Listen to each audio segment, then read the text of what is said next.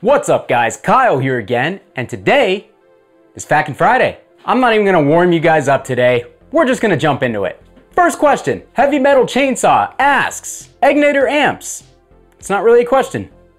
When can we see an Armageddon? Love the content. Thank you for your question, man, I appreciate it. I actually already filmed a demo on the Egnater Vengeance that I had here for a short time. That will be going up probably sometime early to mid next week. But yeah, as far as the Armageddon, I actually have never even seen one of those amps in person. From what I understand, the Armageddon is just a 3-channel version of the Vengeance where the 3rd channel is the same as the 2nd channel and you can dial one kind of for your rhythm tones and then the 3rd channel for lead tones, and then it has a built-in ISP decimator. So the tones roughly should be the same, but I'm still gonna keep my eyes out for the Armageddon because I've always wanted to try it myself. I've got a friend, Rich, who plays in a couple bands in Detroit, who's had that amp for years. He's sworn by it for years, so I will definitely do my best to get that thing on the channel.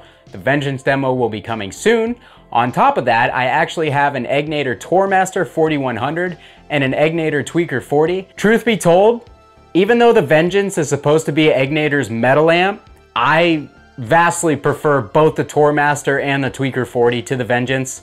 You will see in my video, I did not get along with the Vengeance at all. I've actually had probably 5 of those things. Every time I see one pop up at a decent price, I snag it because I'm always hoping that like I'm doing something wrong with the amp. I always want to like it because the features are really cool. They're priced really, really well on the used market. But unfortunately, every time I go to try one, I just never end up getting along with it. There's just some frequencies in there that I don't really gel with. It's lacking a lot of top end sizzle. It can get plenty tight, but the mids are focused in a weird place. There's a 3-way mid switch and each setting on the switch just shifts the mids in a way that I'm not really a fan of. So yeah, you guys will definitely be seeing some Egnater content on my channel as I really, really like the Tourmaster and I really like the Tweaker 40. I like both of those amps a lot.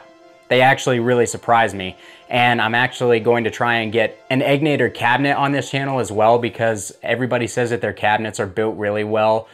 The Tourmaster 2x12 and the Vengeance, or not the Vengeance, I'm sorry, the Armageddon 4x12 are 2 that I have my eyes on.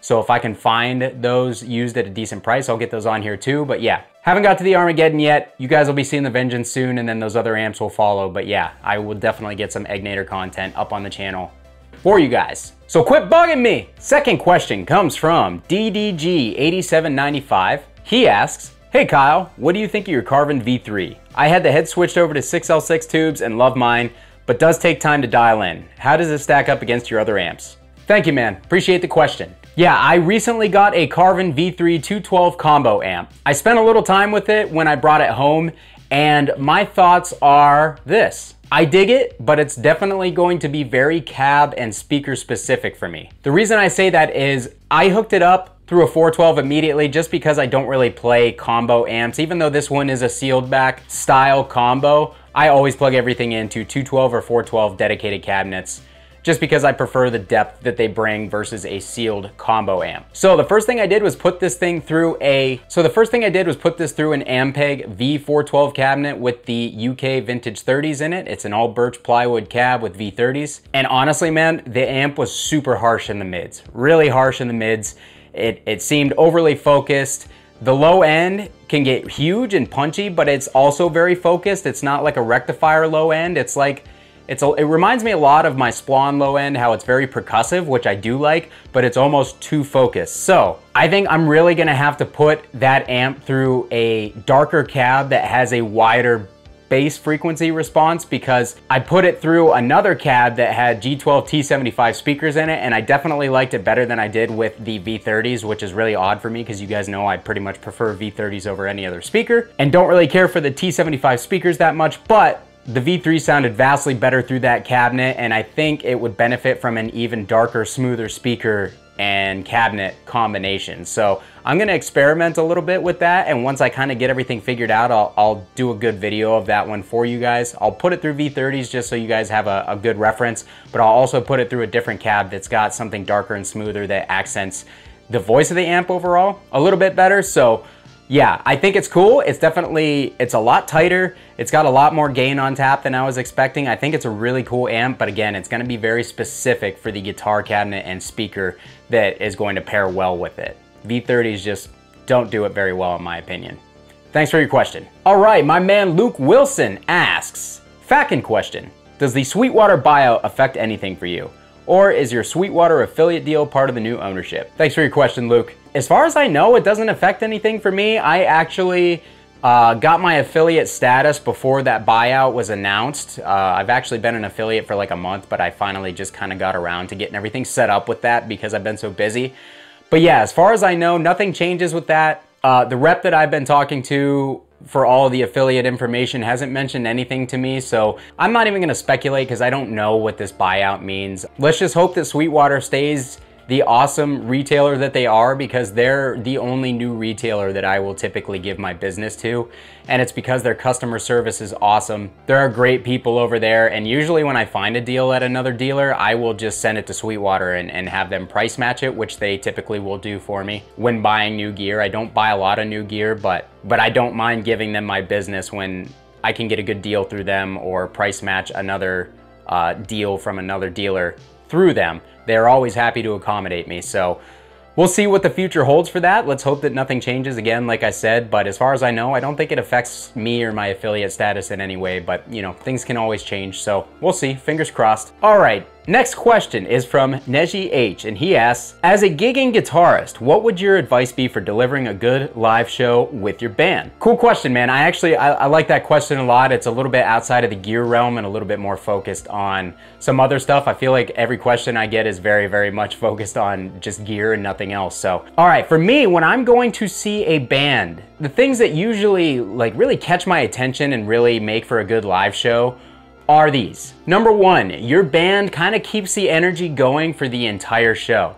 What I mean by that is a lot of bands will just play a song, stop, maybe talk a little bit, play a song, stop, talk a little bit. It just kind of keeps interrupting the flow of the music. And for me, as somebody who can lose attention very quickly and get bored quickly, even if I'm watching a band I like, if their live show, if their flow isn't quite right, kind of drives me nuts. So I typically really like bands who will string a few songs together and not only string them together, but figure out a way to transition those songs together that maybe that is different from the way that they're recorded.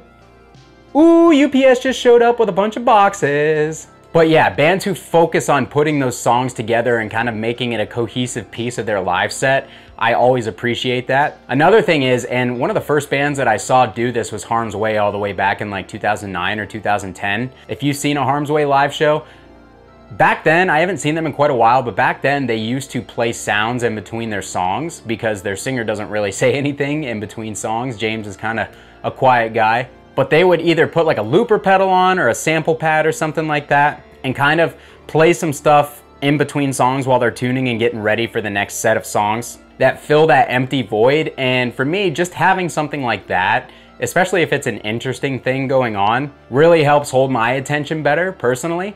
Bushido Code, when we first started gigging out, we had a sample pad and we would play sample music in between all of our breaks that was loud enough that everybody could hear it, but quiet enough that Mike could kind of say some things over top of it and people could hear what he was saying. So it kind of just breaks up that silence in between just in case, you know, Mike's out of breath and has to catch his breath or doesn't have anything to say on that particular song set or anything. I've actually been at shows where people will literally sit there and start talking in between songs and like they'll start talking loudly and carrying on a conversation and it becomes distracting to the audience. So I personally try to avoid that. We haven't done it for the past few shows because we were having some technical issues, but I think we're gonna move back to that because I personally really like it. The third thing is stage presence. I've seen a lot of like really heavy bands where their stage presence is garbage. And I personally can't really get into the music if the band isn't getting into the music. So if you've got some really heavy hardcore or beatdown stuff or even like thrash stuff that's really fast and energetic, if the band is all kind of just standing there like staring at the floor and not really moving around or reacting to what they're playing, that will literally kill my interest in a live band, like 100%, because I want to see a band that's passionate. I want to see a band that's having fun with what they're doing and feeling the music that they're playing. So for me, if you're just kind of chilling and not really into what you're doing, that'll definitely kill it for me. The last thing is audience participation. One big thing that I have noticed that over the years I have really gravitated towards with live bands are bands that really try to get the audience involved. One of those bands is Terror. I'm sure if you guys have seen Terror before, you know exactly what I'm talking about. Scott is always calling for more stage dives, circle pits, all sorts of stuff like that. He's always trying to engage the audience directly. He even calls out people who wear like certain bands that he's a fan of. And I just think stuff like that is really cool. It makes you as an audience member feel like you are a part of what's going on, as opposed to the band being separate from the audience and there's two different things. That really kind of just draws it together for a great experience overall. So I think that, that all that stuff is really important. And if you can kind of put all those things together, then you're gonna make for a really great live show for the people who are watching. And even if the people who don't love your band that much are there watching you, they may respect you just because of your live show. There are a couple of bands that I've gone to see where I'm not really that big of a fan of the band themselves, but their live show kind of won me over as a fan because their live show was so good. So yeah, those would be my tips for engaging your audience and putting on a great live show. Those are the things that I personally look for when I go to see a band, and they're all very important to me. So that was a great question. I really enjoyed that one, man. Thank you for dropping that. That's gonna do it for me today, guys. Thank you so much again for your questions. As always, please leave your questions down in the comments for next week. That way I have something to talk to the camera about. No, but for real, I always really enjoy these episodes. I know I say it every time, but I really enjoy engaging with you guys. So if you liked this video, if you found it helpful, hit the like button on the way out. Consider subscribing if you haven't subscribed already. In the description are all the links that really help my channel grow, including the Sweetwater affiliate link, my Patreon, Facebook group, Discord server. Becoming a part of any one of those things just really helps my channel grow. So I appreciate you guys taking the time to do that. It means a lot to me. But yeah, until next week, I hope you guys have a great weekend. Kyle here again. We'll see you guys next time.